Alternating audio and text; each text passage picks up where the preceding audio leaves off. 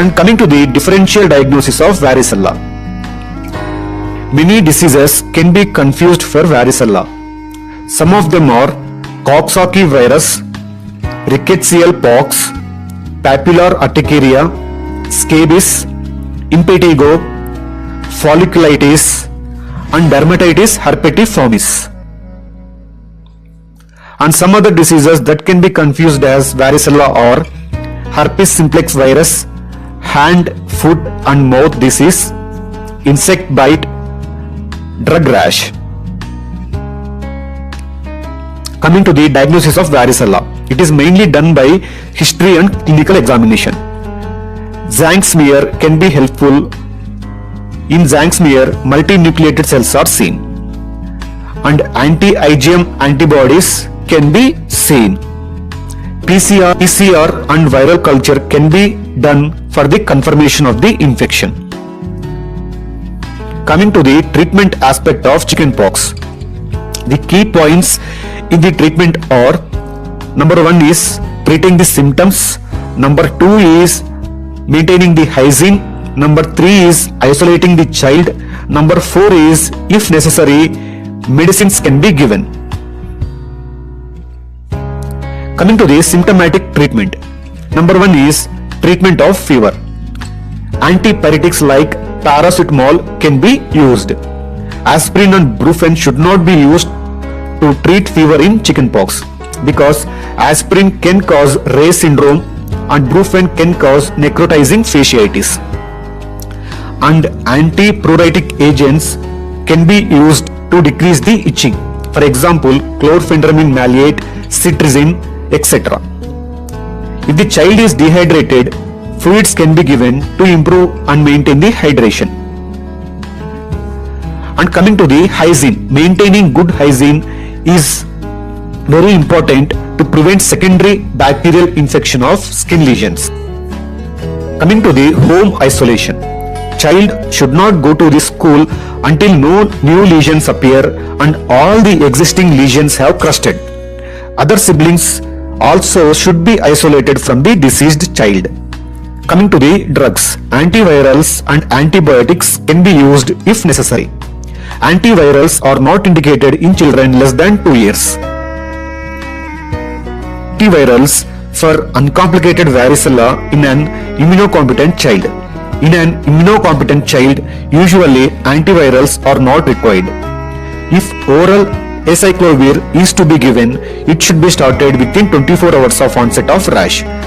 It will reduce the duration of rash by 1 day and number of lesions by 25%. And there is no use if acyclovir was started after 48 hours of onset of rash. And coming to the dosage of acyclovir, it is given at a dose of 20 mg per kg per dose orally, and it should be given 6th hourly for 5 days. Maximum of 80 mg per kg per day can be given.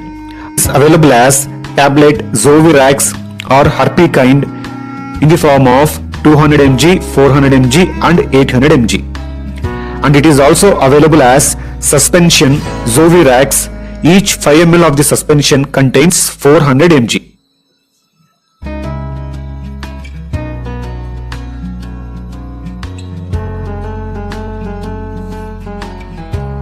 Other antivirals that can be used are valacyclovir and famciclovir. Both of these have better oral absorption than acyclovir.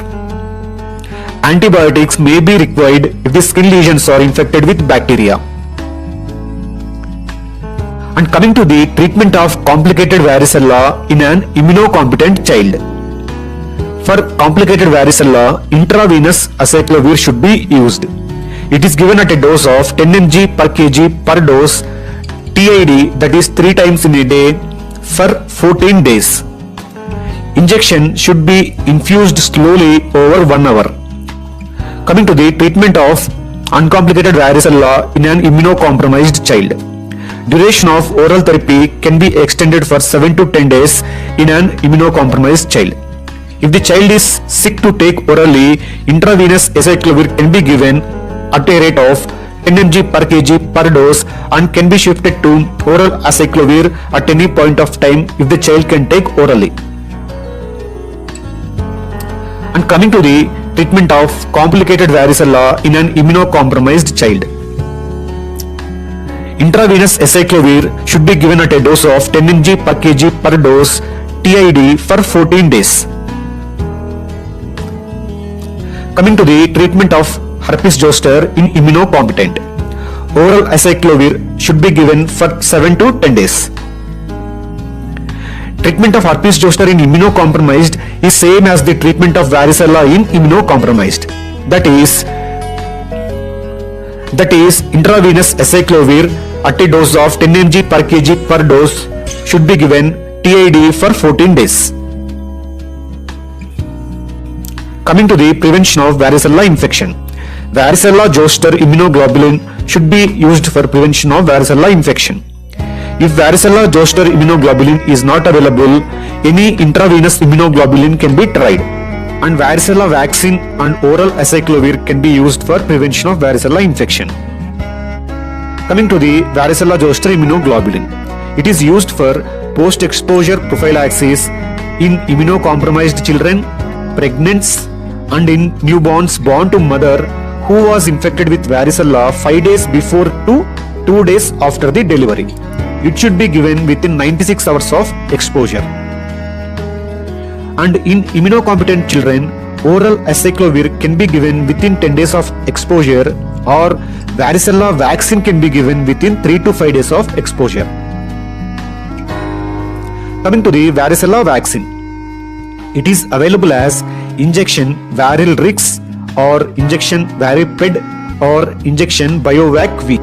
It can be given routinely to all children as a part of Indian Academy of Pediatrics vaccination schedule.